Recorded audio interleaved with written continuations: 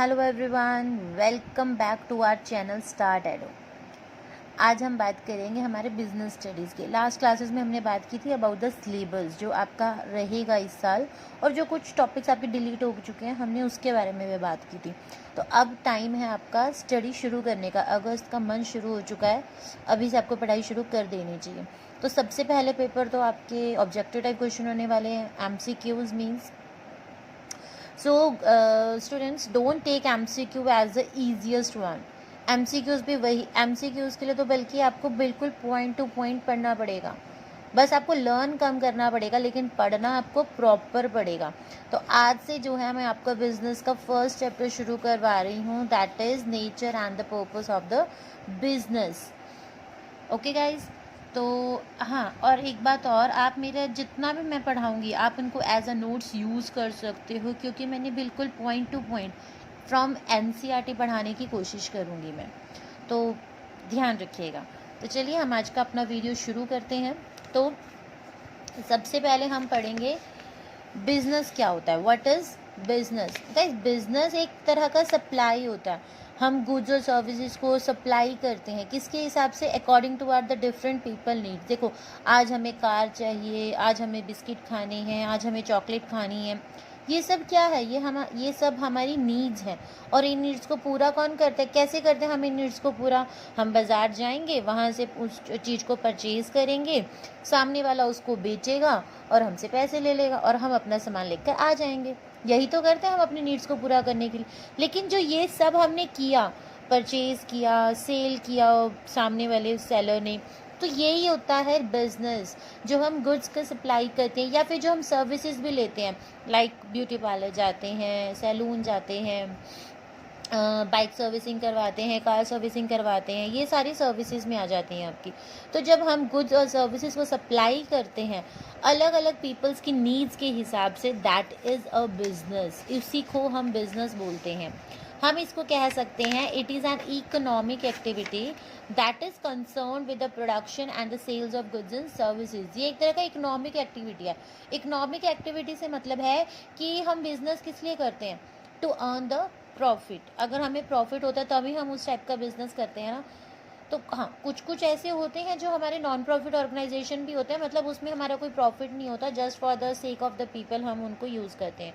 लेकिन normally 90% business क्या होते हैं? आपकी इकोनॉमिक एक्टिविटी होती है। मतलब ऐसे बिजनेस होते हैं, ऐसी एक्टिविटीज़ होती हैं जो पर्सनस जो हैं अपना प्रॉफिट कमाने के लिए करते हैं और कस्टमर की पर्सनल नीड्स को कंप्लीट करने के लिए करते हैं। तो हम इसको ऐसे भी कह सकते हैं कि it's main purpose is to meeting the people's demand and the earn profit from it. समझ में आया व्हाट इज बिजनेस? अब हम बात करेंगे, ये बिजनेस हमारा आज से नहीं है, ये हमारा बिजनेस बहुत पुराना है गाइस। तो आगे हमारा आज का फ्यूचर बिजनेस पढ़ने से पहले मैं चाहूँगी कि हम अपनी हिस्ट्री पढ़ें, हम अपने बिजनेस की हिस्ट्री को भी रिपीट करें। तो पढ़ते हैं फिर history of trade and commerce. सबसे पहले क्या है? The maritime routes linked the east and west by sea and were used for the trade and spices known as the spice route. Maritime होता है जो आपका सी लेवल के थ्रू जो हमारे रूट्स होते हैं। सी लेवल आपको कैसे बताऊँ मैं? समुद्र के थ्रू जो समुद्र वाले रूट्स होते हैं वो पहले क्या करते थे? ईस्ट और वेस्ट दोनों को आपस में ज्वाइन करते थे, और वो वाला ट्रेड जो है, वो वाला रास्ता जो है हम स्पाइसेस के लिए यूज़ करते थे। स्पाइसेस मीन्स मसालों के लिए हम यूज़ करते थे, और उस रूट को स्पाइस रूट के नाम से भी जानते थे। Our chief kingdoms use this, which in result further facilitate the progress of domestic and international trade in ancient India. और जो हमारे चीफ किंगडम्स थे, जो हमारे राजा थे उस टाइम के, वो इस रूट को यूज़ करते थे और उसी वजह से वो ये सारा ट्रेड करते थे। जैसे जैसे वो ये ट्रेड करते चले गए, इसी की वजह से हमारे आज डोमेस्टिक और इंटरनेशनल ट्रेड जो है हमारे पुराने एशियंट इंडिया से चला आ रहा है। नेक्स्ट है trade and commerce have played a vital role in making India in our Asian time. आज का जो आप इंडिया देख रहे हो, ये कौन सा एक दिन में खड़ा हो गया? ये हमारे पुराने टाइम में जो ट्रेड चलता था या जो व्यापार चलते थे, उसके बदौलत ही आज हम अपने इंडिया को इतना अच्छा देख पा रहे हैं, इंडिपेंडेंट देख पा रहे हैं। Archaeological evidence have shown the economy of the ancient India carried out by water and the land. Archaeologist क्या होते हैं, जो पुरानी चीज़ों को फाइंड आउट करते हैं और उससे हमें पता लगाते हैं, जो भी उन्हें कोई पुरानी चीज़ मिल जाती है उससे पता लगाते हैं कि यहाँ पर क्या होता होगा, या यहाँ के लोग कैसे रहते होंगे, क्या खाते पीते होंगे, वो होते हैं आर्कियोलॉजिस्ट। तो उन्होंने एविडेंस क्रिएट किए हैं, एविडेंस उन्होंने फाइंड आउट किए हैं, जिससे हमें पता लगता है कि जो हमारा एशियन इंडिया है, जो हमारा पुराना इंडिया है, वो जितना भी आपका बिजनेस करता था वो सारा जो है वाटर और लैंड के थ्रू किया जाता था। Commercial sites like Harappa and Mohenjodaro were founded in the 3rd millennium BC। जो आपकी कमर्शियल साइट्स हैं, कमर्शियल्स मीन्स जो सबसे ज़्यादा व्यापार के लिए यूज़ होने वाली सिटीज़ हैं, वो है हड़प्पा एंड मोहनजोदड़ो, जो आपके 3rd मिलेनियम BC में आपको देखने को मिल जाएंगे। The civilisation establish commercial connection with the Mesopotamia. जितने भी सिविलाइजेशंस है, जितने भी लोग व्यापारी हैं, उन्होंने व्यापार करने के लिए मेसोपोटामिया के साथ, ये एक जगह का नाम है, मेसोपोटामिया के साथ जो है उन्होंने लिंक किया, उन्होंने कनेक्शन बनाए। और वो किस किस चीज़ का ट्रेड करते थे? दे ट्रेड इन गोल्ड, वो गोल्ड का व्यापार करते थे, सिल्वर, कॉपर, कलर्ड जैमस्टोन्स, जो रंगदार वो होते हैं ना, पत्थर होते हैं जो आजकल लोग अंगूठियों में डालते हैं, वो सब, बीड्स, पर्ल्स, मोती, sea shells and terracotta ports. Terracotta ports होते हैं जो डेकोरेटिव पोर्ट्स होते हैं आपके, ठीक है। इन सब का ट्रेड जो है मेसोपोटामिया से जो है होना शुरू हो गया था। Political economy and the military security during Asian times United most of the Indian सब कॉन्टिनेंट। जितना भी हमारा पॉलिटिक्स से रिलेटेड इकोनॉमी थी हमारी, या हमारा जितना भी मिलिट्री का सामान था, लोगों को इकट्ठा करना या मिलिट्री रिलेटेड सामान को इकट्ठा करना, वो सब सिक्योरिटी पर्पस से, ठीक है। उसकी वजह से जब हम दूसरे लोगों के साथ कनेक्शन बनाते थे, दूसरे सिटीज़ के साथ कनेक्शन बनाते थे, या फिर आप कह सकते हो दूसरे कॉन्टिनेंट के साथ हम रिलेशनशिप बनाते थे, सारी हमारी पॉलिटिकल इकोनॉमी और मिलिट्री सिक्योरिटी की वजह से, उसी की वजह से हमारा इंडियन सब कॉन्टिनेंट के साथ, अलग अलग सब कॉन्टिनेंट के साथ हमारा यूनाइटेड हुआ, हम लोग उनसे मिले। ये तो थी हमारी हिस्ट्री ट्रेड एंड कॉमर्स से लेकर। अब हम बात करेंगे इंडिजीनियस बैंकिंग सिस्टम के बारे में। बैंक का हमारे सिर्फ आज ही नहीं होते, पहले भी हमारे बैंक होते थे, पर पहले कैसे बैंक होते थे वो हम देखते हैं। Metals means metallic money was use for the purpose of the exchange. जो मेटल्स होते थे उस वक्त, जो आजकल तो हम नोट यूज़ करते हैं, पेपर यूज़ करते हैं, पहले जो है मेटल्स को यूज़ किया जाता था, उन पे कुछ ना कुछ छाप दिया जाता था। जो भी मतलब उस टाइम के राजा होते थे, अपना कुछ भी नाम या अपनी कोई भी पिक्चर उस पर छाप देते थे, और उसी को एज अ मेटालिक मनी की तरह यूज़ किया जाता था, पैसों की तरह यूज़ किया जाता for the exchange of goods and services. Further on, some documents are used such as हुंडी एंड चिट्ठी।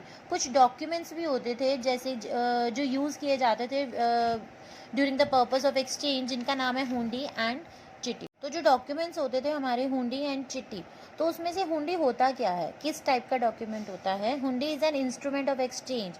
किसी भी चीज़ को एक्सचेंज करने के लिए एक इंस्ट्रूमेंट की तरह काम किया जाता था, एक डॉक्यूमेंट पेपर की तरह काम लिया जाता था, which was prominent in the sub continent. जो जितने भी हम सब कॉन्टिनेंट्स के साथ रिलेशनशिप बनाते थे, वहाँ पर ये बहुत ईजिली यूज़ होता था और बहुत ज़्यादातर यूज़ किया जाता था।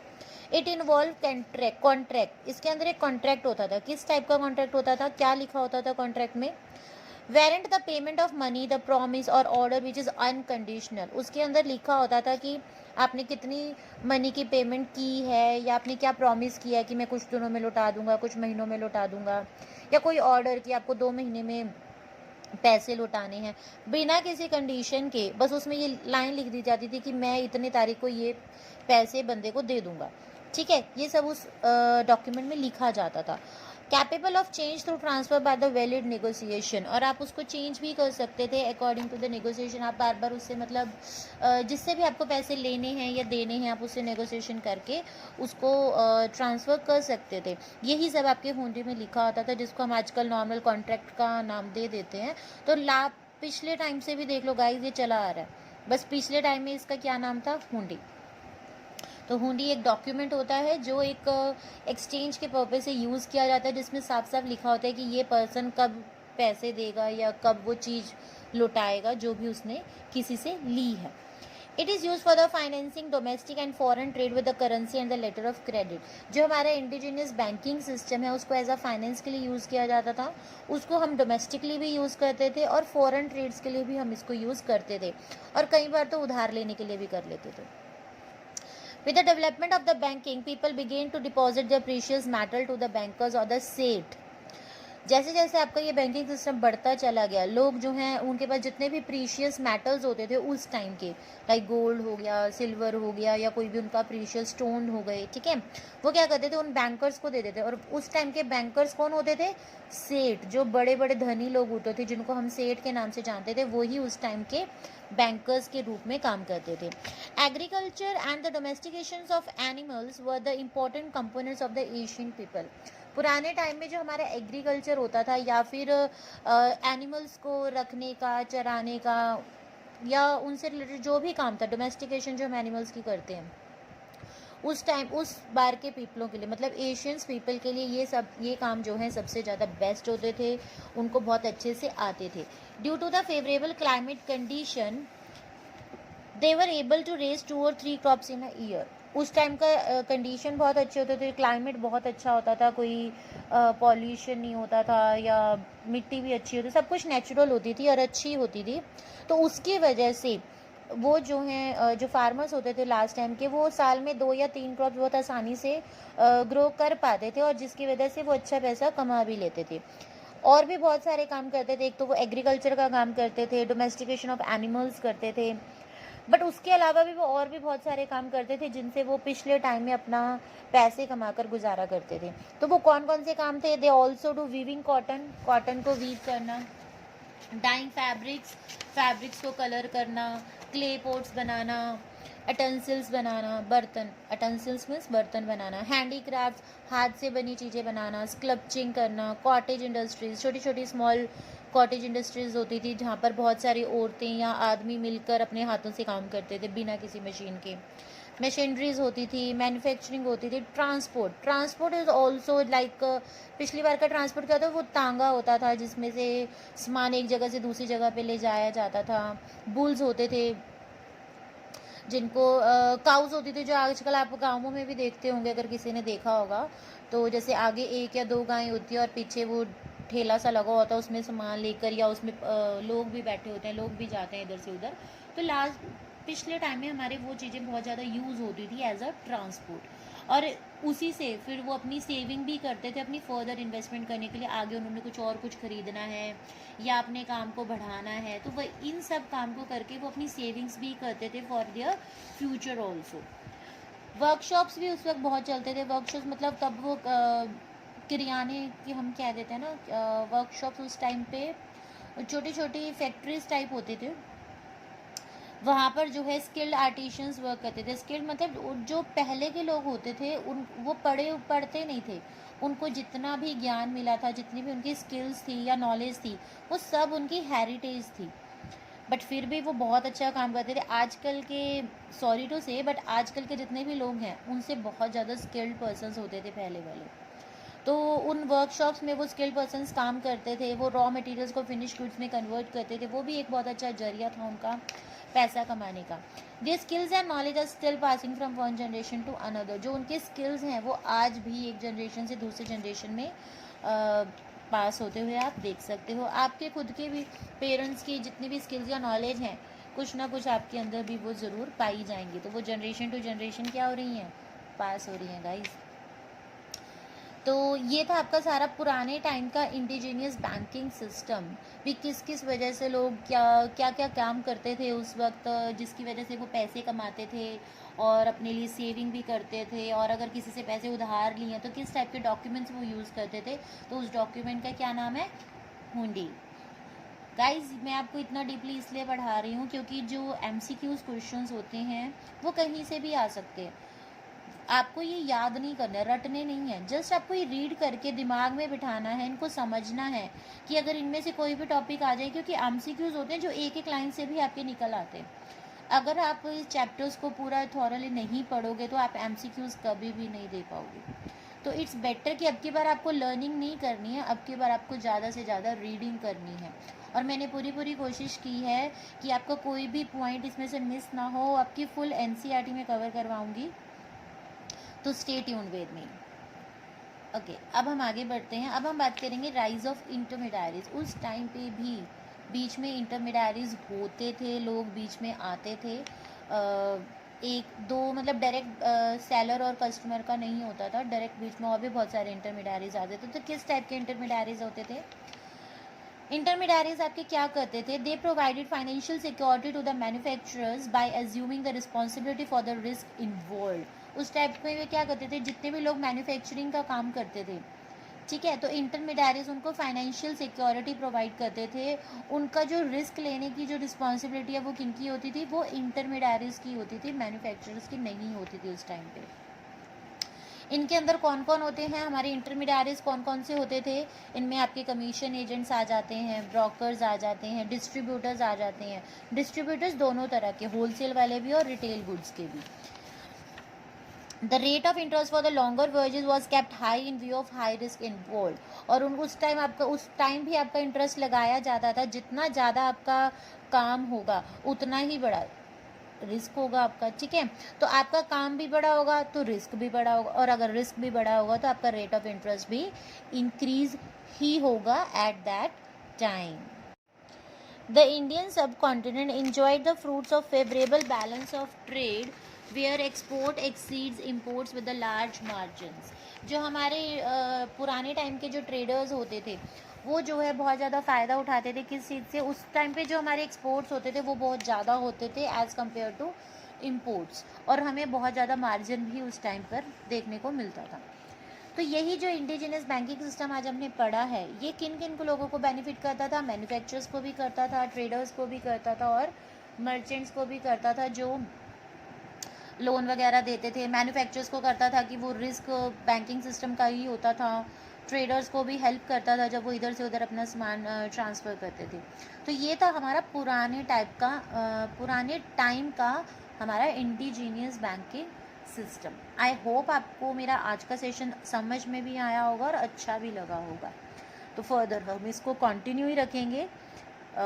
सो आज के लिए बस इतना। Please like, share and subscribe my channel, और बेल आइकन को प्रेस करना मत भूलिएगा। बाय।